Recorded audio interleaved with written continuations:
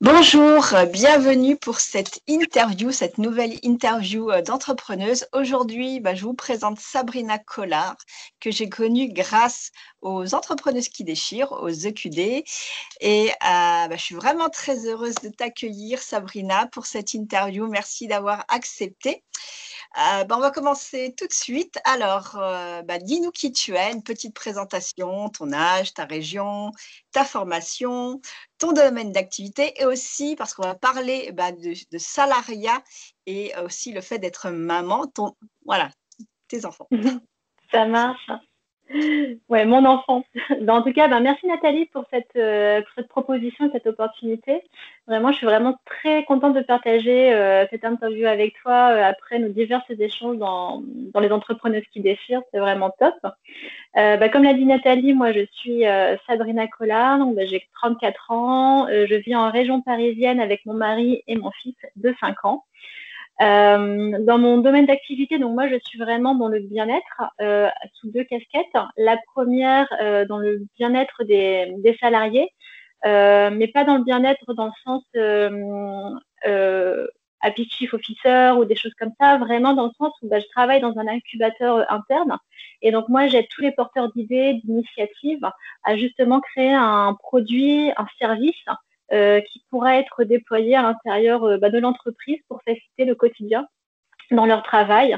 Donc, ça peut être passer d'un fichier Excel à une application, ça peut être d'autres idées. Toutes les idées sont les bienvenues.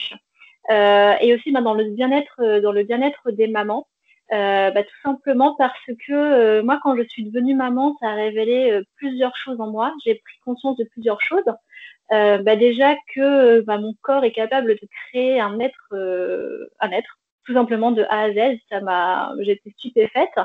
Et puis aussi de prendre conscience que j'avais à m'occuper de cet enfant, j'avais à faire des choix, prendre des décisions qui ne sont pas tous les jours faciles. Et aussi qu'on ne parle moins. Alors, je ne vais pas dire qu'on ne parle pas, mais qu'on parle moins du bien-être de la maman. Et quand je dis de la maman, c'est de la personne, de la femme. Parce qu'on parle souvent du bien-être de la maman à travers son enfant, du bien-être de la maman à travers son rôle de maman, mais moins du bien-être de la maman, de la personne d'elle-même.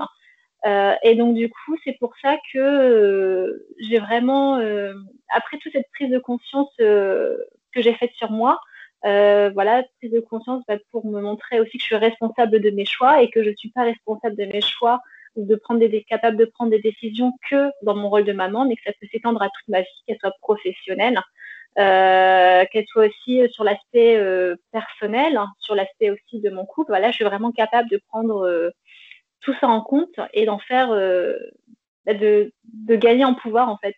Alors j'utilise souvent le mot empowerment, mais je sais que ça parle pas forcément à tout le monde, mais c'est vraiment l'idée c'est de reprendre le pouvoir. Et donc y a des personnes qui se rendent compte de tout leur potentiel, de tout leur pouvoir après une séparation amoureuse. Moi c'est vraiment quand je suis devenue maman que j'ai pris conscience de tout ça et que depuis 5 ans, ça m'aide à grandir et ça m'aide à évoluer dans le bon sens. Ok. Alors, pourquoi avoir choisi d'être entrepreneuse et salariée? Alors, tout simplement parce que je n'ai pas su choisir. Enfin, ça ne s'est pas vraiment passé comme ça. C'est qu'au début, je voulais créer mon entreprise. Quand j'avais le projet d'être maman, enfin le projet bébé, je voulais créer mon entreprise pour pouvoir quitter le salariat parce que j'avais un poste qui ne me convenait pas, ça n'avait pas de sens. C'était une activité qui me permettait de vivre, mais j'avais pas trop d'épanouissement derrière tout ça. Et puis quand je me suis lancée dans l'entrepreneuriat, j'ai fait face à quelques barrières et quelques difficultés. Donc ça, c'était en 2014. La première barrière, c'est que j'avais toujours été salariée, formatée salariée. Là, tu passes dans l'entrepreneuriat, tout est possible et en même temps, rien n'est possible. Enfin, c'est vraiment un monde à façonner à sa façon. Et j'avais pas forcément les clés pour le faire. Donc de fil en aiguille, j'ai senti au tout début que j'avais pas ce qu'il fallait pour avoir une entreprise viable, pérenne et rentable, parce qu'il fallait tout construire de A à Z. Et donc du coup, je me suis dit, en construisant mon entreprise, je vais la voir au début comme un peu un side project et je vais continuer à travailler dans le salariat parce qu'il y avait quelque chose qui était primordial pour moi. Moi qui voulais fonder une famille, devenir maman, il me fallait l'assurance de pouvoir subvenir aux besoins de mon enfant. Et donc, ça passait par le fait d'avoir un revenu, le fait d'avoir aussi une sécurité de l'emploi, le fait aussi d'une couverture sociale. Ça passe par là. Donc voilà, au début, j'ai un peu vu ça comme un side project, tout en continuant le salariat. Et puis, le fait de monter mon entreprise, finalement, c'est un peu comme une psychothérapie approfondie de soi parce que pour créer un job qui a du sens, il faut se connaître. Et donc, du coup, ça m'a obligée à apprendre à me connaître, à me connecter à moi, à savoir ce que j'ai envie, dire non à des choses, dire oui à d'autres, aller chercher des opportunités, les déceler aussi. Et finalement, ça m'a fait grandir, ça m'a fait évoluer. Et puis, je me suis dit, je ne vais pas m'arrêter là. Parce que certes, je continue à travailler en tant que salarié pendant que je monte mon entreprise, mais ma vie, mon côté entrepreneur se passe tellement bien que je ne vois pas pourquoi je devrais souffrir de l'autre côté. Et donc, je me suis dit, j'ai pris un peu le problème à l'envers. Donc, plutôt que d'attendre de pouvoir quitter mon salariat, je me suis dit, même si je dois attendre pour quitter mon salariat, j'ai envie de bien le vivre. Et donc, du coup, je me suis mise à chercher, du coup, le bon job, donc celui qui me correspond, celui qui me va bien, dans la bonne entreprise. Parce que voilà, il y a des entreprises avec lesquelles je partage des valeurs et des entreprises avec lesquelles je ne les partage pas. Puis aussi dans la bonne équipe, parce que mine de rien, le quotidien, ça compte quand même beaucoup. Et donc, du coup, de fil en aiguille, moi qui avais ce projet de quitter le salariat, je me suis dit, là, aujourd'hui, j'ai un job que j'aime, dans une équipe que j'aime. J'ai aussi tous les avantages du salariat parce que la couverture sociale, pour moi, ça compte. L'effet d'avoir un revenu tous les mois, ça compte aussi. Après, il y a des inconvénients, il y a les contraintes horaires, les contraintes géographiques. Et puis, aussi le fait qu'on je dois aussi travailler pour une stratégie qui ne m'appartient pas. Mais voilà, j'ai réussi à trouver un bon compromis entre tout ça. J'ai réussi aussi à diminuer un petit peu toutes ces contraintes, à les gommer, à les effacer. Comme ça, aujourd'hui, il n'y a vraiment que des contraintes que je ne peux pas gommer, comme le fait d'avoir un manager. Je suis obligée, dans une entreprise, il y a un lien hiérarchique, on est obligé. Après, à moi aussi de peut-être aller travailler pour un manager qui correspond à mes valeurs et mes ambitions. Et puis, à côté, il y a aussi l'entrepreneuriat avec ses avantages et ses inconvénients. L'avantage, c'est que ça ouvre le champ des possibles. On peut créer un peu tout ce qu'on veut. On peut innover en continu. On peut, c'est vraiment génial d'être son propre patron, de pouvoir prendre ses décisions. C'est des choses qui me plaisent.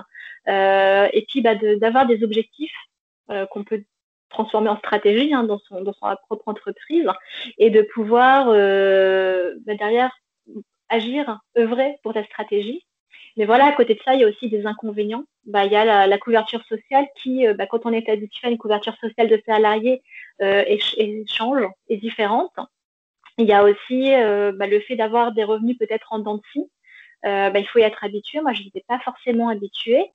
Et puis voilà, de fil en aiguille, mon projet de quitter le salariat s'est transformé en là, j'ai une entreprise bien qui me convient bien. J'arrive à tirer parti des avantages parce que j'ai gommé les inconvénients de l'entrepreneuriat. Et de l'autre côté, j'ai un salariat qui est génial, qui est top. Je ne peux pas m'en plaindre. J'ai œuvré pour ça, c'est pas de la chance, mais je ne peux pas m'en plaindre, donc que faire? Est-ce que j'en quitte un pour l'autre? Et finalement, j'ai choisi de rester dans les deux, tout simplement parce que j'arrive plus à tirer les avantages l'un de l'autre et à gommer les inconvénients de l'un avec l'autre. Donc voilà un petit peu où j'en suis aujourd'hui. Ok, alors du coup, tu réponds aux deux autres questions qui étaient ce que tu appréciais dans ton activité de salarié, ce que tu appréciais dans ton activité d'entrepreneuse, je pense. Ouais, du coup, je peux synthétiser en disant que voilà, dans mon activité de salarié, c'est vraiment, moi, j'aime vraiment les challenges parce que même si la stratégie ne m'appartient pas, j'ai toute ma place et j'ai toute ma voix aussi pour essayer d'orienter, essayer de pouvoir le collaborateur avec qui je travaille, essayer de vraiment trouver le juste milieu entre leurs souhaits, les souhaits de l'entreprise et puis les besoins du marché actuel. Donc ça, c'est vraiment quelque chose que j'aime bien faire. Et puis moi, ça leur permet aussi de les aider à retrouver du sens dans leur travail parce que quand tu crées un outil qui te facilite le quotidien, mine de rien, derrière, toi, tu peux te concentrer sur ton job, sur ce pourquoi tu es assigné, sur ce qui te fait vibrer aussi. Et donc ça, moi, c'est des choses vraiment qui m'épanouissent. un peu tout ce côté de challenge et tout ça. Et puis, dans l'entrepreneuriat, moi, ce que j'adore dans mon activité de bien-être auprès des mamans, c'est pouvoir vraiment accompagner les mamans frustrées, débordées, dépassées par toutes les injonctions de la société sur elles à être la mère parfaite, à être la nana qui est toujours au taquet au travail, à être la bonne ménagère, voilà, toutes ces injonctions-là. Moi, ce que j'apprécie vraiment, c'est de vraiment l'aider à se libérer de tout ça, à refaire une profonde et sincère rencontre avec elle-même, parce que le fait de passer de femme à maman, il y a des changements, il faut en prendre conscience pour pouvoir en tirer parti. Et justement, après, avec tout ça, de pouvoir laisser place à vraiment la personne telle qu'elle est, pour ne pas passer à côté de sa maternité, profiter de ses enfants au moment où ses enfants en ont besoin le plus. Voilà, moi, c'est vraiment des choses qui m'épanouissent. Et quand je vois les mamans qui passent vraiment voilà, de la frustration de devoir choisir, sacrifier une de leurs sphères, à la maman qui arrive à jongler avec tout ça et à tout concilier et être épanouie. Enfin, voilà, moi, c'est ça qui me pousse à me lever tous les matins. Alors, comment est-ce que tu partages ton temps entre ces deux activités? Quel temps y a-t-il en heures ou en pourcentage de temps? Alors, ça, c'est une question très intéressante, parce que quand j'ai préparé l'interview, je me suis rendu compte que déjà, j'ai changé aussi mon état d'esprit, dans le sens où je ne calcule pas ce que je fais en temps, mais en objectif. C'est-à-dire que dans chacune de mes activités, j'ai des objectifs à atteindre. Et donc, je passe le temps qu'il faut pour atteindre ces objectifs. Et donc, des fois, ça peut être plusieurs jours, des fois, ça peut être une demi-journée. Voilà, c'est le temps qu'il faut, ça dépend de la taille de l'objectif. Et en fait, tout ça, ça m'a reconnecté à une croyance profonde que j'ai acquise en moi, c'est que je n'ai pas plusieurs vies, je n'ai pas une vie professionnelle, je n'ai pas une vie salariale, une vie entrepreneuriale, c'est que j'ai qu'une vie, tout simplement. J'ai vraiment qu'une vie. Et par contre, dans cette vie, j'ai différentes sphères. Donc, je vais avoir une sphère entrepreneuriale, une sphère salariale, une sphère privée, voilà, une sphère de maman. Enfin, voilà, j'ai vraiment toutes ces différentes sphères. Et j'accorde du temps à chacune des sphères en fonction des priorités et des objectifs que j'ai à atteindre. Et donc, je ne peux pas vraiment parler de partage, parce que il y a des fois, dans mon rôle de product coach dans l'incubateur, je vais y passer plus de temps, parce que là, on va lancer des incubations et c'est là où il y a besoin que je sois. Et donc, du coup, je vais accorder moins de temps, du coup, peut-être, dans des actions au niveau du bien-être des mamans. Et puis, il y a des fois, ça va être l'inverse. Il y a des fois, une fois qu'on a lancé les incubations, j'ai moins d'activités parce que mes objectifs sont grands et donc j'attends les prochains. Parce que je suis aussi dépendante dans le côté salarial de l'avancement d'entreprise aussi. Et donc là, je vais accorder plus de temps sur des actions au niveau du bien-être des mamans. Donc voilà, on ne peut pas vraiment parler de partage, mais plutôt de sphères auxquelles j'accorde plus de temps suivant les priorités, les objectifs à atteindre. D'accord. Et est-ce que tes collègues comprennent ton choix et ton mari aussi? Ouais, alors mes collègues, oui, tout à fait, hein, parce que comme j'ai dit, même si je travaille dans une banque, je travaille dans un incubateur interne, donc on travaille vraiment avec l'esprit start-up, et donc on est tous habitués à faire plusieurs choses, et dans notre sphère privée également. Et donc du coup, eux, ça leur convient bien, ils comprennent, parce que il y a plein de choses que je fais, que j'apprends dans ma sphère entrepreneuriale, que je peux répliquer dans ma sphère salariale, du fait de mon poste. Et donc du coup, eux, ça leur convient bien, parce que c'est aussi à l'origine de beaux succès qu'on a. Et j'en suis pas peu fière, parce que moi qui pensais que ma vie, que ma sphère salariale et entrepreneuriale allait être complètement séparée, cloisonnée, en fait, je me rends compte que non. En fait, je fais la même chose dans les deux, mais de manière différente, pour répondre à des problématiques différentes. Donc, c'est épanouissant autant pour moi que pour eux. Et quant à mon mari, alors mon mari, c'est très drôle, parce qu'il travaille pas du tout de la même manière que moi. Il n'a pas du tout le même état d'esprit que moi. Il est plus dans l'approche traditionnelle du salariat. Et en fait, des fois, il me voit faire des choses, il dit non, mais tu fais ça. Et puis en fait, il voit les succès qu'il y a derrière, parce que du coup, je travaille moins, je travaille mieux et je travaille autrement. Et en fait, il voit que ça marche. Et donc, du coup, il m'a demandé moi aussi de le coacher, de l'aider, de le mentorer au niveau de sa vie salariale, pour la réenchanter et pouvoir justement gommer ce qui lui convient le moins, pour accentuer ce qu'il aime le plus. Et au-delà de ça, depuis que je suis entrepreneur, salarié, maman, j'ai son soutien partout. Et ça, c'est hyper important parce que ça contribue à mon bien-être. Voilà. Après, si j'ai son soutien, c'est pas non plus de la chance, c'est parce que je lui montre que je suis une personne de confiance qui, malgré son petit grain de folie, a quand même la tête sur les épaules. Et donc, du coup, il sait très bien que je vais pas tout claquer du jour au lendemain. Enfin, voilà, je lui montre aussi qu'il peut avoir confiance en moi, que je suis quelqu'un de solide et stable sur qui lui également peut compter. Donc, je pense que c'est pour ça aussi qu'il me soutient. Ok. Alors, quel est ton état d'esprit par rapport à tout ça? Tu te sens bien et Ouais, alors moi je suis une personne qui va toujours me compter des choses. Au début, je pensais que c'était un défaut et en fait, je me rends compte qu'au fil des jours, c'est une qualité. Mon état d'esprit, il est quand même plutôt bon. Il est quand même plutôt bien parce que j'ai vraiment l'impression d'œuvrer pour moi. Parce que même dans le salariat, j'œuvre quand même. Je sais que tu parles souvent de personal branding et tout ça. Voilà, même dans mon côté salariat, j'arrive à choisir mes objectifs en fonction de ce qui me convient à moi. Et en général, ça passe. Je crois que c'est même toujours passé. Et donc, du coup, j'ai vraiment cette sensation d'être utile, d'apporter de la valeur, de contribuer à quelque chose, que ce soit dans mes deux facettes professionnelles.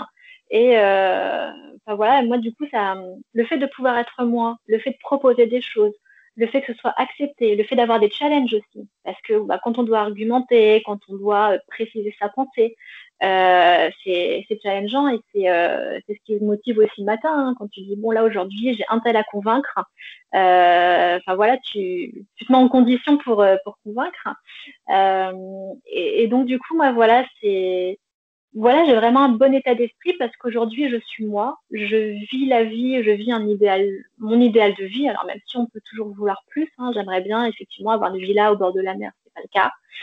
Mais néanmoins, j'ai quand même pas mal de choses qui me correspondent et des choses que j'aurais pu rêver quand j'étais enfant. Et alors, les bénéfices que tu y trouves par rapport à qualité de vie, on va dire? Oui, c'est ça, il y a la qualité de vie, parce que j'œuvre pour ça, hein, donc voilà, il y a 1 an, je suis passée d'un appartement à une maison, juste avant le premier confinement. Là, je me dis la synchronicité des choses, et c'est bien fait. Mais voilà, j'œuvre pour ça, donc les bénéfices que j'en retiens moi personnellement, c'est que j'ai confiance en moi. J'ai aussi ouais, je me sens légitime. Je me sens vraiment légitime dans ce que je fais. Et du coup, je donne confiance aux autres. Je montre que je suis une personne de confiance. Dans les autres, dans des bénéfices un peu plus, on va dire, terre à terre, pragmatiques, c'est que j'ai vraiment l'impression de vivre. J'ai vraiment l'impression de ne pas être tombée dans la routine, métro, boulot, dodo. Dans le sens où le travail est une part de ma vie, c'est pas toute ma vie, et j'arrive très bien à 5 heures à éteindre mon ordinateur pour aller faire une balade en vélo avec mon fils dans la forêt. J'ai aucun problème pour ça, j'ai aucune culpabilité. Voilà, pareil, il y a des matins, là surtout qu'on fait l'école à la maison en ce moment, voilà, il y a des matins, je ne vais pas commencer forcément ma journée à 9 heures, mais je vais peut-être la commencer à 10 heures en ayant passé 1 heure avec mon fils à faire du dessin. Voilà, j'ai vraiment l'impression de vivre aussi, de contribuer à mon bien-être, dans le sens où je cuisine aussi, je prends le temps de cuisiner. Donc oui, le midi, je peux prendre une pause déjeuner de 1 heure et demie, mais c'est OK parce que je prends du temps pour moi, pour contribuer à mon bonheur. Et en fait, tout ça n'est pas du tout un frein dans ma vie professionnelle, et telle qu'on pouvait la concevoir il y a quelques années, où voilà, il fallait toujours que tu sois au travail, il fallait toujours que tu sois pour ton travail. Voilà, un petit peu cet esprit de servitude aussi, hein. Si tu es au travail, c'est bien, si tu n'es pas au travail, tu ne travailles pas. Alors que moi, il y a plein de choses, plein de super bonnes idées qui me viennent quand justement je suis pas devant mon ordinateur, quand je joue avec mon fils, quand je vais me balader, quand je regarde la télé, il y a plein de choses qui me viennent. Et donc du coup, voilà, les bénéfices, c'est que j'ai vraiment l'impression de vivre ma vie, de pas passer à côté, de pas attendre la retraite pour vivre, et aussi d'être moi. C'est-à-dire que on peut me retrouver dans n'importe quelle facette, dans n'importe quelle sphère de ma vie, je serai toujours la même personne. Et parce que en fait, j'arrive à être moi. Et je pense que c'est un très gros bénéfice. Tout à fait. Alors, qui sont tes clientes dans ton activité d'entrepreneuse et pour quelles prestations? Alors, donc, mes clientes sont vraiment plutôt les mamans qui se sentent dépassées, débordées, frustrées. Plutôt les mamans de bébés et de jeunes enfants qui ont une activité professionnelle et qui, justement, ont du mal à faire face à toutes les injonctions de la société. Donc, par exemple, la présence intense au travail, quand on part à 5h30, s'entendre dire tu prends ton après-midi. Voilà, les mamans aussi qui ont l'image de la ménagère parfaite, qui doit toujours avoir un intérieur propre. Voilà, les mamans qui ont aussi tous ces dictats de la société sur la beauté. Voilà, une maman, faut toujours qu'elle soit en talons. Voilà, enfin, il y a d'autres choses. Hein. Ce sont des exemples et des exemples que moi j'avais pu avoir en tête, hein, qui sont personnels.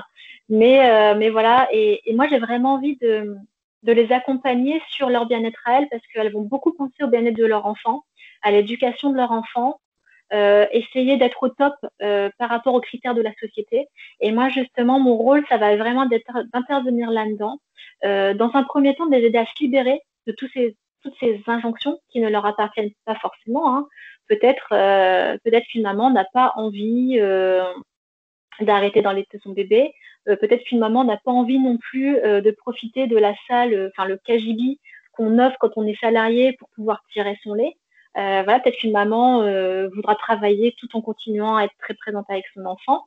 Et donc c'est là, moi, je vais vraiment intervenir pour l'aider à se libérer de toutes ces injonctions, pour l'aider du coup en deuxième étape à faire vraiment une rencontre profonde et sincère avec elle, qu'elle se reconnecte à elle, qu'elle se retrouve du coup, et puis aussi qu'elle fasse face au changement de passer de femme à maman, parce qu'il y a des changements, il faut vraiment en prendre conscience. Et ensuite, en étant elle-même, justement, de pouvoir atteindre son idéal de vie. Donc voilà, mais il faut le connaître, son idéal de vie. Et donc, ça fait partie aussi de mes accompagnements. Et donc, les prestations que j'ai, celles qui existent en tout cas aujourd'hui, c'est pour moi la première chose pour pouvoir atteindre son idéal de vie, c'est déjà de se libérer du temps. Ça va être vraiment le temps, parce que le temps, c'est la ressource la plus précieuse qu'on a. C'est celle qui ne s'étend pas. On ne peut pas en avoir plus. Et donc, du coup, moi, c'est par l'organisation. Je vois l'organisation comme un outil pour les aider justement à se libérer du temps, se libérer des charges mentales, se libérer aussi de toutes les injonctions. Parce que quand tu organises, il y a un moment donné, tu dois prioriser. Et donc, tu peux aussi choisir de ne pas prioriser tous les objectifs que ton patron te donne, mais choisir aussi de prioriser tes objectifs à toi. Donc voilà, je vais vraiment jouer sur l'organisation et donc avec plusieurs offres de services. Donc il y a déjà des workshops donc, qui durent 1 heure et demie. Ça, c'est plutôt pour les mamans qui ont besoin tout de suite de mettre des choses en place sans forcément avoir le temps le temps ou l'envie de se développer un petit peu. Et donc là, c'est vraiment un workshop où à la fin, on sort avec son planning, sa sphère travail, sa sphère privée, voilà, je sais pas, les courses, les menus de la semaine. Moi, je suis très accro à ça pour justement gagner du temps. Mais voilà, un planning avec tout organisé. Elle va ressortir avec ça. Après, j'ai monté aussi le parcours organiser les sphères de sa vie. Et donc là, on va un peu plus loin. Là, à la fin, on va ressortir également avec le planning, mais on va aussi beaucoup travailler sur la maman, comme je disais tout à l'heure, se libérer des injonctions, se redécouvrir, pour ensuite exprimer tout son potentiel et pouvoir briller. Et donc là, on va travailler vraiment sur ces parties-là pour qu'à la fin, le planning ou alors le semainier qu'elle se fait lui correspond, soit vraiment personnalisé à ses aspirations et ses ambitions. Et ensuite, du coup, il y a aussi le mentoring, parce que je me considère plus comme mentor que coach, mais le mentoring, du coup, personnalisé et individuel, où là, la maman vient me voir et vraiment, je travaille avec elle en plusieurs séances en présentiel. Voilà. Alors, on va partir sur la communication. Quelle est ta ligne éditoriale pour ta communication? Alors, donc, ma ligne éditoriale, j'ai mis beaucoup de temps à la trouver. Elle n'est pas encore parfaite. C'est pour ça que, justement, je te suis sur les réseaux, Nathalie. Mais voilà, moi, je suis plutôt sur Instagram. Hein. Et donc, sur Instagram, je développe ma ligne éditoriale en 3 axes. Le premier axe, ça va être toutes des astuces autour de l'organisation. Et donc, chaque mois, j'organise sur mon compte Insta une semaine dédiée à l'organisation en appuyant sur une problématique par mois. Donc, le mois dernier, c'était comment avoir plus de temps pour plus de loisirs. Ce mois-ci, forcément, ça va être comment gérer télétravail, école à la maison et quotidien. Et donc, il y a cette semaine-là, donc une fois par mois. Ensuite, moi, je passe beaucoup de temps à faire de l'introspection sur moi-même, à explorer un petit peu mes sentiments, mes émotions qui peuvent me traverser dans ma vie de maman, dans ma sphère de maman, dans mon rôle de maman. Ce qui va se passer aussi au travail, entre est-ce que je dois choisir entre une réunion et mon fils. Il y a plein de choses, plein d'émotions qui me traversent et j'essaie vraiment de les explorer et je repartage tout ça sur mon compte. Donc à chaque fois que j'ai une prise de conscience, chaque fois que j'ai une petite étincelle, un petit pop dans ma tête, je le partage. Et également, moi, ce que j'ai très envie de faire, c'est vraiment développer le bien-être de la maman, mais je le rappelle, vraiment de la maman, pas de son enfant à travers la maman ou autre, mais vraiment le bien-être de la maman. Et donc, j'organise également des collaborations, donc des lives en collaboration sur une thématique précise pour le bien-être de la maman. Donc, on va parler d'estime de soi. On va parler aussi de prendre du temps pour soi, le fameux me time. On va parler de plein de choses, de la nourriture, comment prendre soin de soi par la nourriture. Et donc, j'organise tous ces lives sur mon compte Insta. J'ai aussi une page Facebook sur laquelle je donne plus des actualités qui ressemblent un peu à ma newsletter.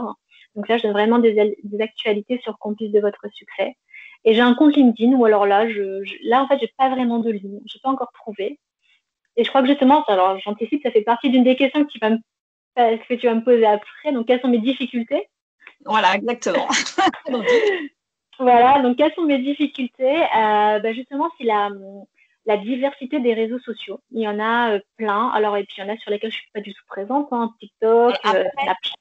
Moi, je te dirais, un petit conseil, c'est qu'on n'est pas obligé d'être sur tous les réseaux. Voilà, il faut quand tu vas dans un autre réseau social, même ça vaut pour tout le monde, pour toutes celles qui regarderont l'interview, il faut déjà les maîtriser, maîtriser ceux sur lesquels tu es déjà pour aller ensuite en explorer un autre. Et je dirais que maximum 2-3 réseaux sociaux, déjà 2 réseaux sociaux où tu te sens bien, c'est déjà vachement top, où tu es sûr que il y a ta cible. Après, 3, ça fait beaucoup, c'est vrai, à gérer. C'est ça. Et puis pour revenir sur LinkedIn, tu vois, je pense pas que sur mon compte LinkedIn, l'audience que j'ai soit prête à m'entendre parler du bien-être de la maman, de se libérer, de la féminité. LinkedIn, c'est pas trop ce monde pour ça. Néanmoins, j'ai quand même envie de partager des choses parce que j'ai des choses à partager. Et donc, justement, moi, c'est un peu les questions que je me pose, c'est comment utiliser LinkedIn. Est-ce que sur mes 3 réseaux sociaux, il faut que je partage la même information, il faut qu'elle soit partagée de manière différente. Donc, c'est vraiment un peu les questions que je me pose là en ce moment. Mais après, c'est vrai que moi, Instagram, c'est vraiment le réseau social où je me sens à l'aise et où j'ai vraiment envie de continuer, quoi. Alors, je ne sais pas si tu avais vu l'interview de Christopher Piton, mais il y a son livre qui pourra vraiment être d'une grande aide par rapport à… Voilà. Parce qu'en fait, c'est un spécialiste de LinkedIn, un coach. Et, le livre pourra vraiment t'aider. Ouais. Voilà, c'est parti. Non, mais je t'avais vu faire la chronique sur son livre et du coup, je me suis dit, il va falloir que j'y aille. Donc, il est sur ma pile. Mais voilà, la pile, elle a tendance à s'augmenter plus qu'elle ne se vide en ce moment. Alors, quels sont tes projets? Aussi bien salarial.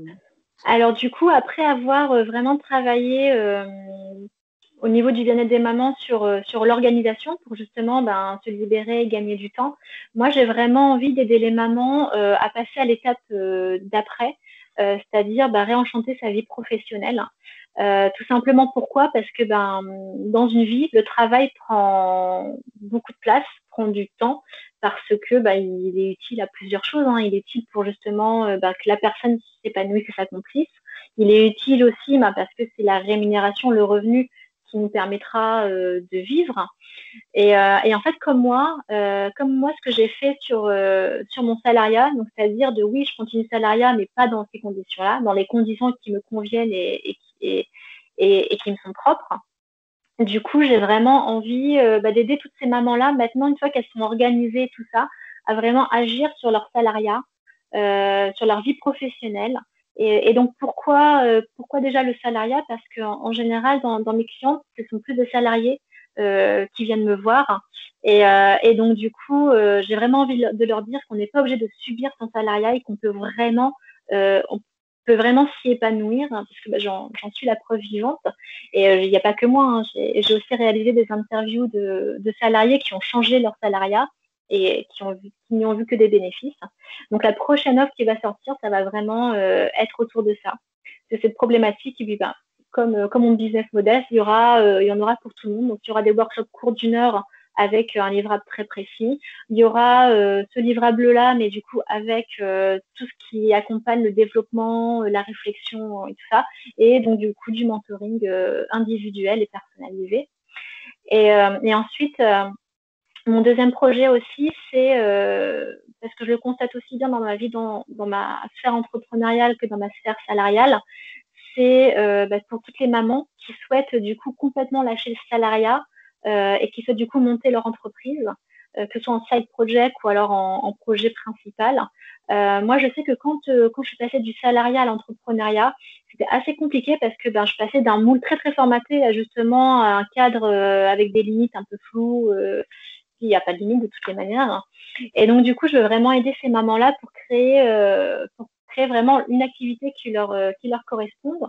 Mais moi, je ne vais vraiment pas agir sur l'activité, la communication, le marketing, la structure, le business model et tout ça. Moi, je veux vraiment être sur la partie création de services et produits parce que c'est ce qui m'est arrivé. C'est-à-dire que moi, quand j'ai créé mon entreprise, j'avais tout bien fait. J'avais des super tableaux Excel pour voir mes entrées, mes sorties, pour calculer mes marges, pour ceci, pour cela. J'avais aussi mon site internet, tous les canaux de communication, le canal de vente qui était fait et tout ça. Mais là où j'avais moins travaillé, parce que c'est là où j'avais trouvé le moins de conseils, c'est vraiment la création de produits et de services. C'est-à-dire que quand tu as une boutique, qu'elle soit en ligne, qu'elle soit physique ou pas, si tu n'as rien à vendre, tous tes tableaux, tous tes canaux, ils ne servent à rien. Et donc, en fait, moi, c'est vraiment là où je veux travailler là-dessus parce que c'est là où je rencontre des difficultés. Et puis, c'est aussi mon cœur de métier, du coup, dans mon vie salariale. C'est vraiment, moi, je suis vraiment product coach et donc je suis vraiment là pour concevoir des produits que les gens, du coup, auront envie, qui leur plaira parce que ça répondra vraiment à un besoin, mais aussi pour lesquels ils ont envie aussi de sortir la carte bleue parce qu'après, c'est toute la difficulté de l'entrepreneuriat derrière. Donc voilà, moi je vais vraiment être sur cette partie-là. Et puis de toutes les manières, j'ai un réseau, donc il y a les entrepreneurs qui déchirent, les entrepreneuses qui déchirent. Mais derrière, il y a tout un réseau pour tous ces aspects que moi j'aborderai pas, hein. Donc tout ce qui est communication, je sais que tu es là. Voilà, tout ce qui est marketing, tout ce qui est canal de vente, ça, il y a plein de monde. Mais moi, je veux vraiment être sur ça parce que quand je me suis lancée, c'est vraiment ça qui m'a manqué. Et en fait, ça m'a fait faire beaucoup de travail pour rien. Et quand on est maman, on n'a vraiment pas trop de temps et on veut que tout ce qu'on fait, ça ait des résultats. C'est hyper important. Donc voilà, moi, je vais vraiment être là-dessus. Alors, est-ce que tu te sens une âme d'entrepreneuse et pourquoi? Alors oui, donc moi, je me sens âme d'entrepreneuse dans le sens où j'aime bien tous ces challenges. J'aime bien déjà créer. Voilà, créer que ce soit des offres, que ce soit un logo, imaginer un nom d'entreprise. Et puis souvent, quand j'incube des sujets, hein, les gens viennent avec une idée, mais qu'est-ce qu'on fait de cette idée? Parce que l'idée en soi, c'est une idée, et pour qu'elle soit bonne, c'est la manière dont on va la réaliser, l'exécuter qui va la rendre bonne. Donc j'aime bien un peu tous ces côtés où on part de rien et on construit des choses et puis des choses puissantes et extraordinaires. J'aime bien aussi ce côté être mon propre chef, quoi, être actrice de ma vie. Ça rejoint du coup le personal branding dont tu parles très très souvent, hein. Mais voilà, j'aime vraiment ce côté où je prends mes décisions, j'ai mes objectifs, je me mets en marche pour y arriver. Alors je dis pas que je le fais seule, hein, mais au moins je peux choisir, je peux décider. Et ça, c'est hyper important pour moi. Parce que j'ai pas envie dans le salariat, parce qu'en fait, j'ai envie d'avoir du sens, tout simplement. Et dans le salariat, quand on me demande de faire quelque chose qui n'est pas censé, ça me dérange. Et même si ça correspond à la stratégie de l'entreprise, ben voilà, quand ça me dérange et j'ai le choix de le faire ou de ne pas le faire.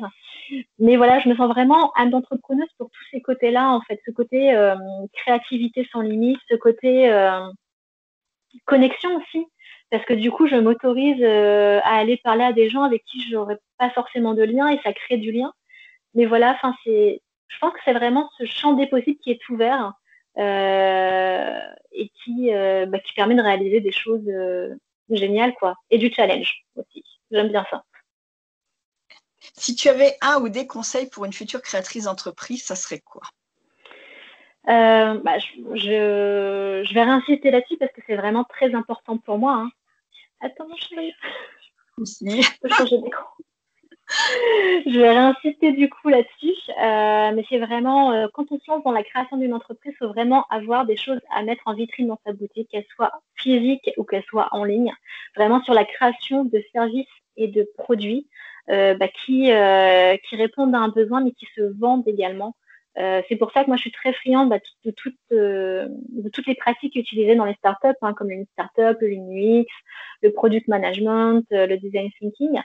Parce que, voilà, comme je l'ai dit tout à l'heure, tu as beau avoir la plus belle entreprise, la plus belle façade, si tu n'as rien à vendre, il n'y a pas de chiffre qui rentre et sans chiffre d'affaires, il n'y a pas d'entreprise. Et donc, du coup, moi, je vais vraiment, voilà, le conseil que je pourrais dire, avant de se lancer dans un modèle économique, avant de se lancer dans de la promotion, dans du marketing et tout ça, il faut vraiment, vraiment, vraiment avoir ces produits ou ces services à vendre. Parce que de toutes les manières, c'est pas impossible après, hein, mais ce sera beaucoup plus compliqué. En tout cas, c'est ce que je constate au quotidien. Alors, on arrive à la fin de l'interview. Le mot de la fin, donc ça peut être un mot, ça peut être une phrase, ça peut être ce que tu veux. Ouais.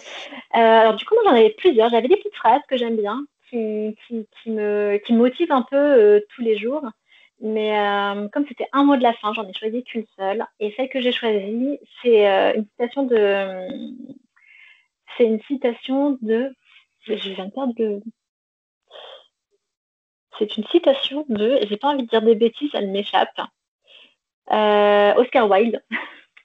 C'est trouver un travail que vous aimez, vous n'aurez pas travaillé un seul jour de votre vie. Très belle citation. Très beau mot de la fin, très belle phrase de la fin. Je te remercie beaucoup, Sabrina. C'était une super interview. Je pense que ça a intéressé beaucoup d'entrepreneuses qui hésitent à peut-être reprendre un peu de salariat, mais avec ton expérience, je pense qu'elles auront peut-être un peu plus envie et puis aussi un peu moins, le somme. Enfin, je n'arrive pas à trouver le mot, mais voilà. Voilà, elles seront un peu moins embêtées en tout cas pour peut-être envisager cette possibilité-là si elles ont des problèmes financiers. Là, le mois prochain, au mois de mai, ça sera Gwenaëlle Guifrage qui sera interviewée. Tu es dans son livre. Son livre, alors c'est la Slow Life. Alors le livre de Gwenaëlle, donc c'est la révolution Slow Life, et justement j'ai fait l'organisation dedans, donc je vous le conseille. Voilà, donc là, ce sera une belle interview sur le bien-être, sur la naturopathie pour aller vers vers la belle saison.